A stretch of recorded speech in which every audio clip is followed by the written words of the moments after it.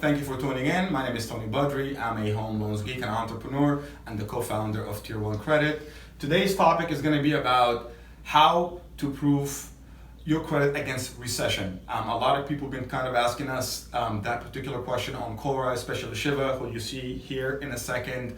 But a lot of people are concerned about what's happening in the economy, and a lot of folks expect things to kind of slow down maybe more than they prefer. So what we want to do today is share some tips with you how you can kind of prepare yourself, your credit, and your overall financial situation so you can be recession proof. So I'm going to discuss part one, then Shiva will jump in and actually talk to you guys about part two.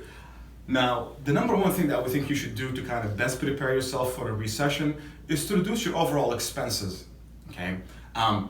Especially your credit cards. Now, it has been statistically known that when things go sideways for somebody, the first thing people that would default on is that their credit cards, right?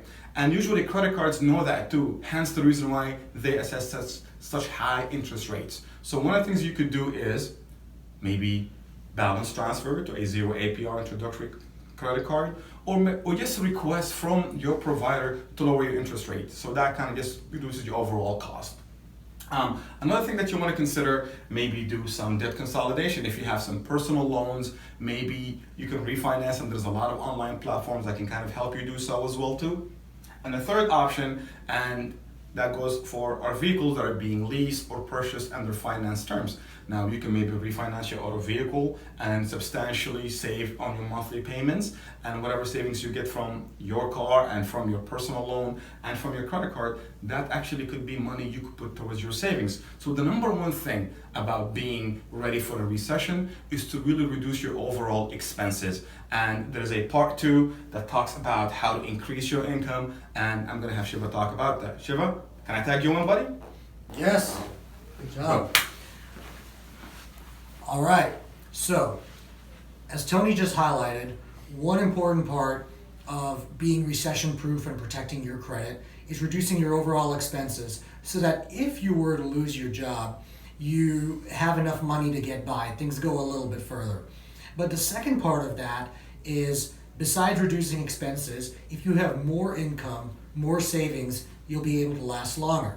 Now, Dave Ramsey, who's widely considered one of the foremost experts on debt and on managing your finances, along with a lot of other economists, suggest having an emergency fund, which is 3 to 6 months. So what that means is you have enough money. If you lost your job today and there was no source of income, you have enough money to cover all expenses for 3 to 6 months. So assuming you reduce credit card and high interest debt, you've cut back on your auto loan by refinancing, how do you increase your income? You know, if you're in a high paying job where you're making lots of money, this may not be so relevant. But for a lot of middle class folks, you really have to think about, how can I make more? One of the easiest ways to do it, if you have a vehicle that's about 5 years or less, is drive Uber or Lyft, okay? Now, Uber driving, Lyft driving is not easy work. I want to clarify that. It's very much a hands-on, service-oriented job, but it is something where you can pretty quickly and pretty simply earn some extra money that you can set aside. If you're in any sort of white-collar desk job, you obviously have certain skills, whether that's web design, accounting, teaching, whatever it may be. There's a range of platforms where you can learn how to monetize those skills and make money with them as a side hustle. Side Hustle Nation is a great website. If you know about web design or copywriting or any of those digital marketing, any of that stuff, like a lot of our younger audience, then platforms like Fiverr and Upwork are great places. Point being, you really want to build that 3 to 6 months of emergency savings so that if a recession hits and if you lose your job, you've reduced your expenses and you've got enough money sitting there. And the great thing about this, if a recession comes but your job remains intact or nothing bad happens, okay, the recession doesn't come tomorrow, comes the next day, like Tony said, you've got that savings, right? You've reduced that debt and you have that savings in hand. You can invest that money. You can put it into an index fund that tracks the stock market. You could put it into real estate. You could put it in a savings account and earn a little bit of interest, not much. But the point is, you have an extra source of savings that you can use to build wealth. So there's no downside to preparing yourself for the recession. About preparing for a recession right now is that, guess what? Even if you don't lose your job, let's say there was a recession, you don't lose your job, your income remains stable. you've now reduced debt and saved a bunch of money. You can take that money and use it to grow your wealth in other ways. You can put it towards your 401k. You can put it into an index fund that tracks the stock market. If you're familiar with real estate, you might be able to invest the money in a property. There's a variety of things you can now do because you've saved this money, even if you were not damaged by a recession. And so really this is just smart financial planning to help you get further along the path to building wealth. Now, it is important that you understand how unemployment benefits works.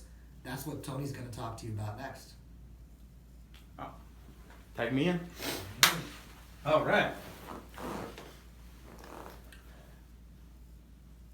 With the exception of Montana and Massachusetts, right, you need to kind of check your own local state to see how long unemployment benefits are being extended.